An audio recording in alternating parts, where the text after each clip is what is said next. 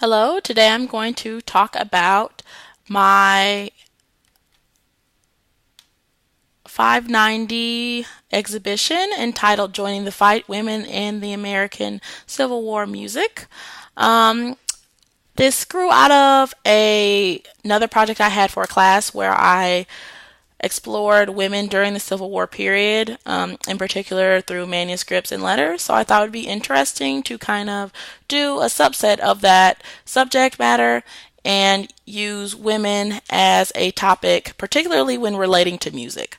This is interesting because there is quite a few documented cases of women being involved in the creation, writing, or as subject matter in Civil War music, but a lot of people have not really explored it as a topic, and definitely not as an exhibition in its entirety. So that's what I kind of attempted to do.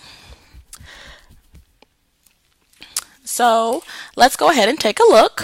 I first wanted to pick items that varied depending on three criteria, either with women as subject matter, like I said, as creators, or as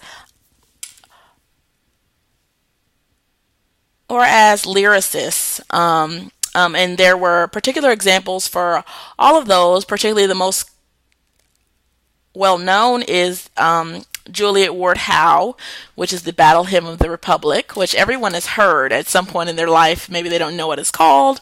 But that is one that, considering how much was written about it, I decided not to include. I did, however, include various examples with women being the composers or lyricists of Civil War music, with over 10,000 selections from this period, and they're being from very particular categories. It's very interesting to explore women as creators of Civil War music. The first I chose because it was actually written by a popular entertainer at the time, named Julia Daly. It is called Dying Camille. The Camille in this piece is actually a play based on a Dumas novel. The woman that she dedicated this song to, Matilda Heron, was actually the actress best known for playing Camille during this time period. This is one of the examples of a sentimental song of the period, which is very common, where people were kind of lamenting the war, but also recognizing it as a necessary evil, for justice to be served on the side of the right, whether that be the North or the South, I cannot say. My second choice was the General Beauregard's Grand March, written by Mrs. V.G. Cowden. This one is a very select example because Beauregard was the defender of Charleston and very often a very popular subject matter for poetry and music of this time.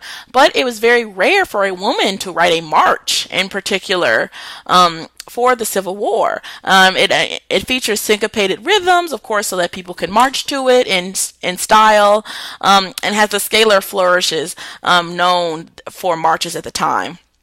But like I said, it's very rare not only for a woman to compose a march for war, but also to have her name published on the front, which Miss Cowden did. This is a piano composition and is probably one of the best examples of a Southern march, written particularly about a popular figure. My third example is written by Mrs. Norton, and this is the Officer's Funeral. This is interesting for many reasons. One of them being Mrs. Norton was English, so she was an English woman living in the Confederate South. So you would think the foreigner aspect would have caused her some problems with the nationalism that was going on at the time. But she actually wrote several pieces that people accepted as popular music during this time period. She was also known for being a leader in divorce reform in England, which you would also think, given the taboos of divorce and just the overall sentiments of the period, that this would also cause her some problems. But again, she was able to still publish and write music during this time and was moderately successful during this period. This actually also features both bugle and piano, which makes it a little different from the piano compositions and marches known during this period. But again, this too represents the sentimental subject matter, with basically it's a eulogy for a soldier, and they're kind of going over the family he has left behind. It talks about the virtues of the fallen, and just kind of reinforces the idea that for Southern well-being, a man should be ready to give up his life, his very life. Moving on to some other items that I chose for my exhibition is women as subject. There are three general subject matter that women fall into. They are either usually the wife and mother, which is the protector of the hearth and home, the protector of the soldier's heart, and the one who's most likely to mourn him if he is lost in battle or falls to some terrible rebel. The second is the sweetheart, which is the long-lost love left at home while the soldier ventures off to war. She's the one that he's able to dream about and fight for, and, use all of his courage to protect. And then the third is the carefree dance, which is the more popular music, which were normally played at either balls or charity events for the war. And these could vary on topic matter, but they were also very popular during this period. The first that I chose was actually written by a man using the pseudonym of a woman, which I guess that tells you something about the thoughts at the time. This one is actually a sentimental ballad as well, which perhaps might have been why he adopted the woman. Maybe people could further identify with the female sentimental mentality at the time, the softness of a woman, the thoughts of a woman, thinking about the terrible casualties of war and their sons and husbands leaving. This song in particular reinforces the idea as the woman as the major casualty of battle, as she has to give up her family and has to kind of survive on her own without her strong male figure, which is often, like I said, something that people flock to for subject matter. The second was written by Stephen Collins Foster, who was probably one of the most prolific lyricists at the time of the American Civil War. This one I actually chose because of the taboo perspective, which is that of a slave. And contrary to beliefs at the time that painted slaves as kind of carefree and frivolous, even though somehow they were slaves, which I found confusing, this story actually talks about the relationship that a slave woman and her husband has, how strong it is, how much love is there, and what happens when the husband is sold down the Mississippi. So Stephen Collins tried to avoid political songwriting because his well-being depended on both Northern and Southern patrons, but you can see that he kind of draws a very clear line here, which would be reflected in a lot of his later songs, which were used for abolition a lot of the time. The last I chose is the earliest collection of African American slave songs in the United States. Slave Songs of the United States has many songs, including spirituals, popular music. The one I chose to focus on the most was Charleston Gals, which is actually a very upbeat and popular song for the time.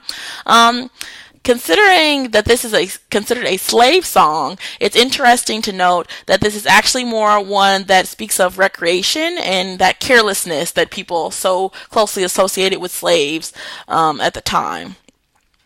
I also wanted to note that the editor's description of the slaves as composers was somewhat rude, and they often described what we would suggest as kind of nodding to common vernacular in lyrics. They called it phonetic decay, as slaves would often change the words or shorten words so that people could better understand the overall feeling the song was trying to relay. In addition to compositions, I also chose to include some Civil War instruments because we have a fabulous collection here at the Sousa Archives. Two that were mainstays of the Civil Brass Band were the E-flat bass and E-flat cornet, both of it 1860s.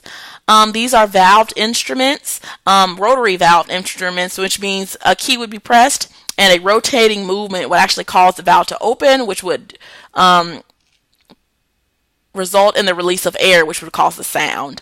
I've actually heard these instruments play, so they are still playable, and they still sound amazing, which is incredible considering how old they are.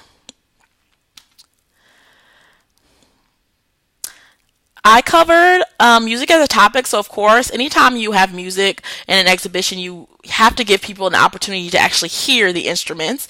And because Sousa is very willing to play them, if someone is willing to practice, then I thought a lot of our events should focus around live performances of various kinds, including a concert, a minstrel show of types, but more so variety. We want to step away from slavery and blackface, especially when dealing with children. So that would be a good idea. And that would focus more on comedy, drama, and music. And then actually having even a Civil War reenactment that would involve the community as well as students on campus, which would be very interesting, although we all know how it ends. It's something that Americans all over enjoy greatly. So I think having that here would be a really fun and exciting event to do. My bibliography of items is a mixture of sources. There are a lot of primary source material for this subject matter. Considering how many, most of the women's perspectives were written in letters and manuscripts, it's kind of hard to digest all at once. So I found that there were several books, particularly those written by Nina Silber, are extremely helpful when trying to digest all the things that happened in 4 years of the American Civil War. So I've documented those resources that I used and also some of the actual items that I used as well. I also gave a quick about section just to give some details of my presentation here, and then of course my contact information. This is actually linked to my real email, so if you do have any questions or are curious about my journey in creating this exhibition, please feel free to contact me. I'd like to give special thanks to the University of Illinois, the Rare Book and Manuscript Library, and the Sousa Archives and Center for American Music during this presentation. They were very helpful, and Scott Schwartz in particular from Sousa for allowing me to use his instruments and attend the Civil War concert that he had the other day. I thank you for listening, and please let me know if you have any questions.